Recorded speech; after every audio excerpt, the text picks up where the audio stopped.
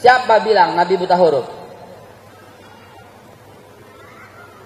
Kita interaktif dari mulai sekarang, silahkan. Anda kan nanya nanya apa saja boleh. Langsung gitu ya. Urusan saya, jawabnya atau enggak urusan saya gitu.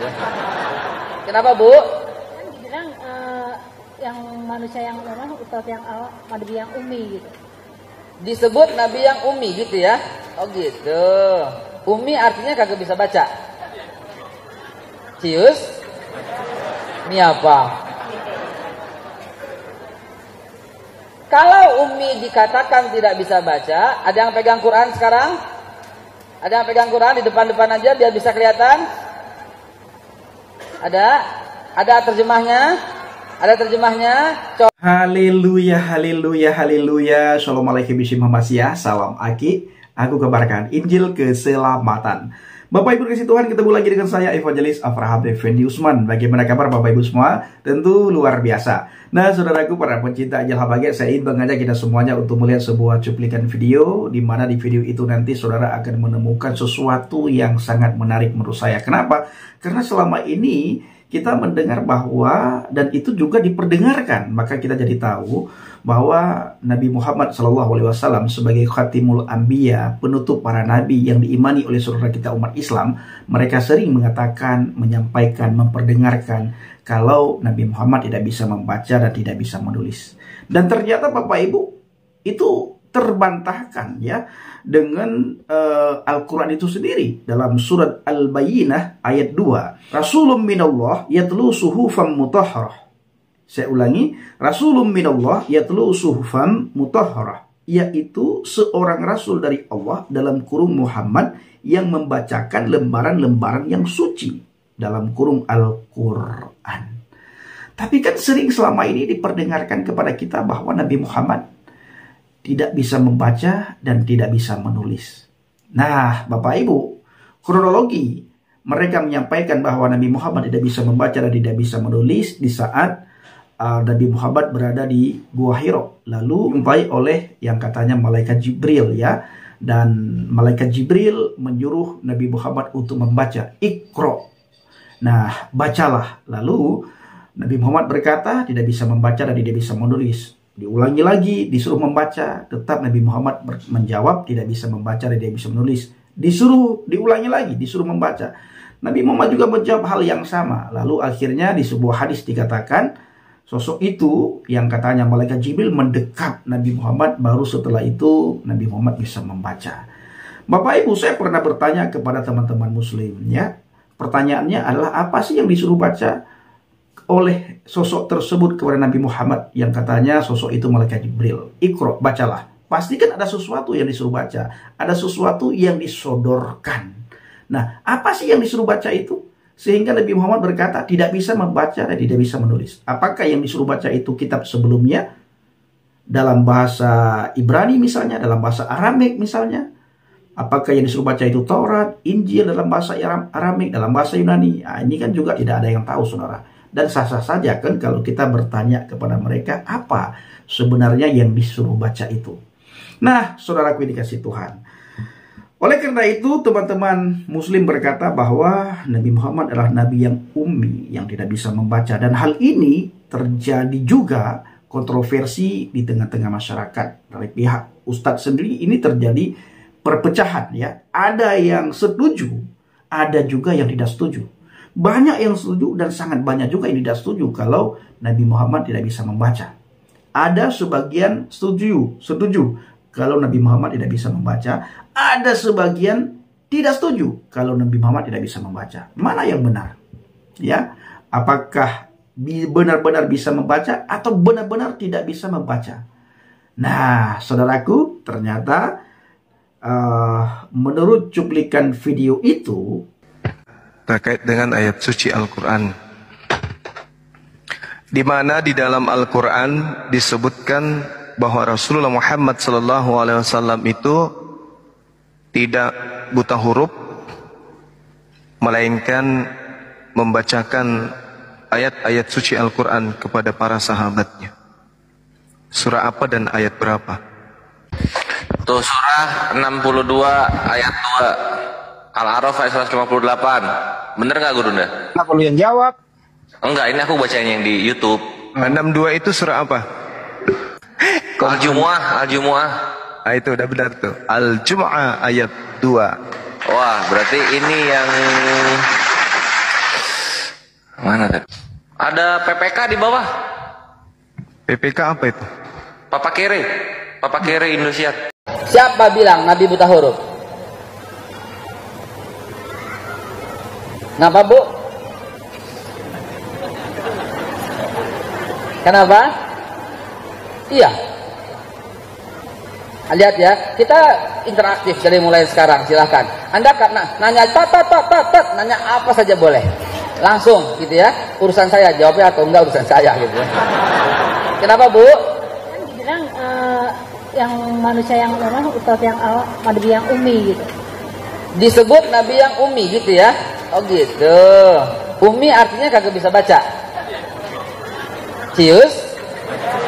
Ini apa? Kalau umi dikatakan tidak bisa baca, ada yang pegang Quran sekarang? Ada yang pegang Quran di depan-depan aja biar bisa kelihatan? Ada? Ada terjemahnya?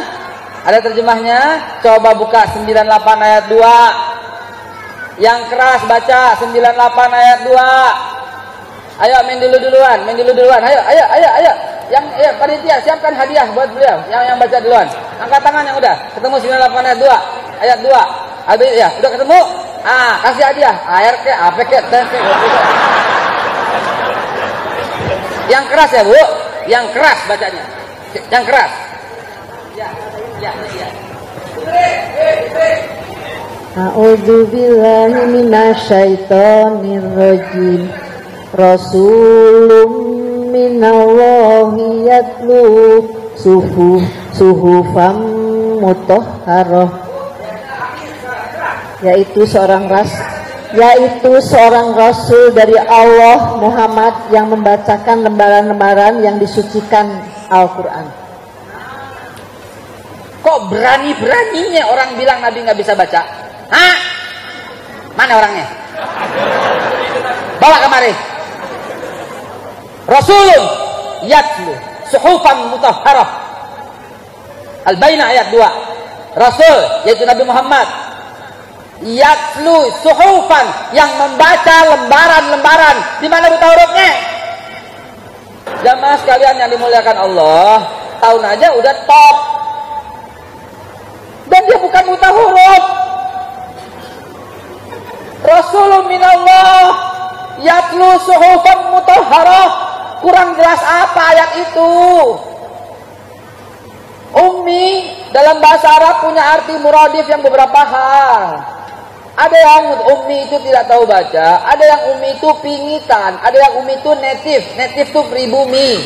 Ada juga ummi itu tidak memiliki kitab, itu yang paling tepat. Kenapa? Karena Nabi tidak memiliki kitab sebelumnya, maksudnya Injil dan Taurat. Bertentangan dengan Quran sendiri. Kita mengatakan Nabi buta huruf, dalilnya apa? Peristiwa Isra Mi'raj. Peristiwa datangnya wahyu. Iqra, Nabi mengatakan, "Ma Nabi qari'in." Habis ini saya cerita. Habis itu saya cerita. Itu mah buah. Dalam gua Hira yang sempit dan gelap dan belum ada PLN, tahu-tahu malaikat Jibril datang. Kaget nggak? Nah, belum pernah ketemu. Gugup nggak? Kan belum pernah jumpa. Gemeter nggak? Jelas kan belum pernah lihat. Gelisah nggak? Pasti kan belum pernah bertatap muka. Kecuali kalau malaikat Jibril sebelum peristiwa ini sering datang. Begitu datang paling nengok, loh. Gitu dong. Betul? Logika dipakai.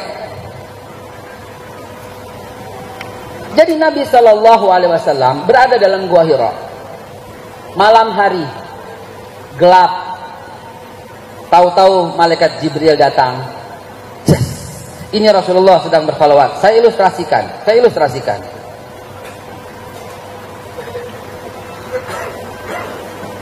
Malaikat Jibril datang dengan menyerupai seorang laki-laki yang tampan. datang memberi hormat kepada Nabi, tetap aja Nabi kaget. Tahu-tahu ada orang di situ.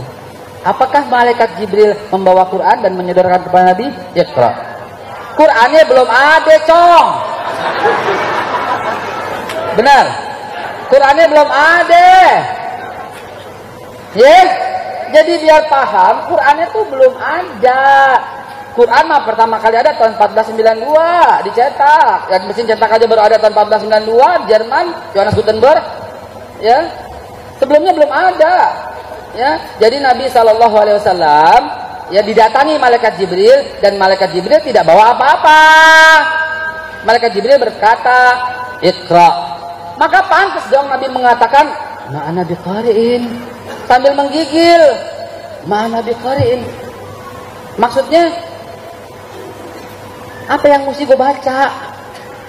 Apa yang mesti dibaca? Mana biqari'in. Kalau Nabi mengatakan saya tidak bisa membaca, ma'aqdir yaqra, ma'aqdir yasla, ma'aqdir bil lughatil arabiyyah, ma'ana biqari'in, aku tak bisa membaca. Maksudnya tidak ada yang dibaca. Malaikat Jibril malah 2 kali lagi, iqra. Sampai Nabi nggak bisa ngomong lagi. Nabi cuma berkata, ma'aqra. Dirangkul lagi, udah tahu menggigil, dirangkul, Iqra. Maka Nabi lebih bergetar lagi dan berkata, Ma'aqra, saya nggak bisa baca. Maksudnya bukan buta huruf. Ma'aqra, apa yang mesti gue baca? Kagak ada. Ma'aqra, Ma'aqra, nggak ada yang dibaca. Ma'aqra, maksudnya harus mengikutin. Iqra, bismi rabbikal ladzi khalaq. Baru Nabi paham. Iqra, bismi rabbikal ladzi khalaq, khalaqal insana min 'alaq. Jibril melepaskan pelukannya, rangkulannya. Iqra bismi rabbikal ladzi khalaq, khalaqal insana min 'alaq, khalaqal insana min 'alaq. Iqra wa rabbukal akram, Iqra wa rabbukal akram, allazi 'allama bil qalam, allazi 'allama bil qalam, 'allamal insana ma lam ya'lam, 'allamal insana ma lam ya'lam. Anta Rasulullah. Di situ Rasulullah menjadi Rasulullah sallallahu alaihi wasallam. Di situ menjadi khataman nabiyyin. Dan itu tidak sama sekali menjadikan dalil dan menggambarkan Nabi seorang yang buta huruf. Kenapa? Karena ayat lain Allah mengatakan Rasulun minallah yatlu suhufan mutahharah. Di situ Allah menggunakan kalimat yatlu yang artinya membaca, tapi yaqra juga membaca. Karena itu ada perbedaan. Inilah ketinggian bahasa Arab, tidak pernah bisa disamakan dengan bahasa yang lain di dunia. Kalau membaca pakai lembaran, itu namanya yatlu. Kalau membaca tanpa lembaran, itu namanya yaqra. Itu sebabnya perintahnya iqra, bacalah, karena tidak ada lembaran. Jadi apa yang mesti dibaca? Gua kesel. Cuman tahu dalil itu langsung bilang Nabi buta huruf. Kurang ajar. Nah, saudaraku dikasih Tuhan, para pencinta Anjil Habagat, bagaimana tanggapan Bapak Ibu semua setelah kita sama-sama mendengar, menyaksikan, melihat cuplikan video yang barusan? Silakan tulis di kolom komentar dan mari kita pergunakan komentar kita dengan bijak. Itu tadi saudara ya, mereka hari-hari ini sibuk meluruskan apa yang sudah pernah mereka sampaikan ya. Dan ini Bapak Ibu bukan tugas kita ya, tugas mereka sendiri saudaraku ya. Semakin mereka luruskan sepertinya semakin bengkok. Karena orang awam juga mempertanyakan saudara ya, karena mereka mendengar bahwa junjungan mereka Nabi Muhammad itu kan tidak bisa membaca, tidak bisa menulis ya. Lalu sebagian ustadz tidak setuju, ada yang setuju, ada yang tidak, banyak yang setuju, sangat banyak juga yang tidak. Jadi orang awam mana yang harus mereka pegang, mana yang harus mereka dengar. Nah, saudaraku, kalau kita Bapak Ibu cukup berpegang apa kata firman Tuhan, kita percaya apa kata firman Tuhan, kita ikuti apa kata firman Tuhan dan kita taati apa kata firman Tuhan. Kalau Tuhan bilang A, kita A. Kalau Tuhan bilang B, kita B. Jadi kita benar-benar mengikuti apa yang tertulis dalam Alkitab. Dan di akhir video, saya selalu mengajak kita semuanya supaya tetap berteguh di atas fondasi iman yang benar. Jangan sampai oleng ke kanan, oleng ke kiri, apalagi nyemplung ke kamar sebelah. Ingat, saudara ya, di luar Yesus tidak ada jaminan kepastian keselamatan. Mudah-mudahan, moga-moga. Tentu saudara tidak mau moga-moga. Tentu saudara tidak mau mudah-mudahan. Tentunya kita semua ingin yang pasti, saudara ya. Pasti. Kapanpun mati, kita pasti selamat. Kita pasti tidak akan binasa. Ini yang kita mau. Kita tidak mau moga-moga. Kita tidak mau mudah-mudahan. Kita tidak mau yang tidak pasti. Baik saudaraku, terima kasih. Assalamualaikum warahmatullahi wabarakatuh. Salam Aki. Aku kabarkan Injil keselamatan. Bapak Yahweh Bishim Adonai Yesus Hamasyah, Ruh Kudus memberkati kita semua. Haleluya, amin, salam murtadin. Terima kasih.